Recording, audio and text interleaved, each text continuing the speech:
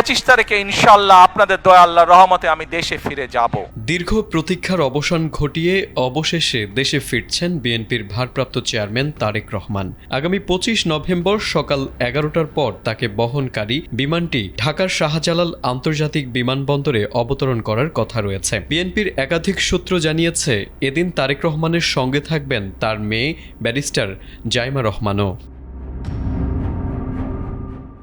দলের শীর্ষ নেতার এই প্রত্যাবর্তনকে কেন্দ্র করে রাজনৈতিক অঙ্গনসহ বিএনপি নেতাকর্মীদের মাঝে ব্যাপক উৎসাহ উদ্দীপনা লক্ষ্য করা যাচ্ছে। তারেক রহমানের নিরাপত্তা সহ সার্বিক বিষয়ে প্রস্তুতি নেওয়া হচ্ছে বলেও জানা গেছে।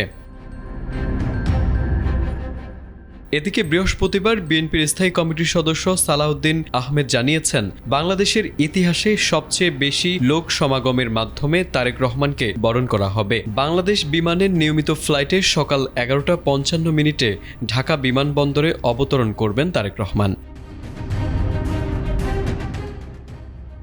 সালাউদ্দিন আহমেদ আরও জানান, এয়ারপোর্ট থেকে এভারকেয়ারের মধ্যে একটি জায়গায় তারেক রহমানকে সংবর্ধনা দেওয়া হবে। এছাড়া বিএনপির যুগ্ম মহাসচিব অ্যাডভোকেট রুহুল কবির রিজভী জানিয়েছেন, তারেক রহমানকে বরণ করতে সব ধরনের প্রস্তুতি নেওয়া হচ্ছে। এর আগে গত 12 ডিসেম্বর রাতে এক সংবাদ সম্মেলনে দলের মহাসচিব মির্জা ফখরুল ইসলাম আলমগীর জানিয়েছেন, সবকিছু ঠিক থাকলে 25 ডিসেম্বরই তারেক রহমান বাংলাদেশে ফিরবেন। 2007 সালের জানুয়ারিতে ক্ষমতা নেওয়া সেনা সমর্থিত তত্ত্বাবধায়ক সরকারের সময়ে দুর্নীতির অভিযোগে আটক হয়ে 18 মাস কারাগারে ছিলেন তারেক রহমান। 2008 সালের 3 সেপ্টেম্বর মুক্তি পাওয়ার পর উন্নত চিকিৎসার জন্য 11 সেপ্টেম্বর সপরিবারে লন্ডনের উদ্দেশ্যে ঢাকা ত্যাগ করেন তিনি। দীর্ঘ 1.5 দশকেরও বেশি সময় পর অবশেষে নিজ দেশে ফিরছেন তারেক রহমান। তারেক আজিজ, এটিএন বাংলা।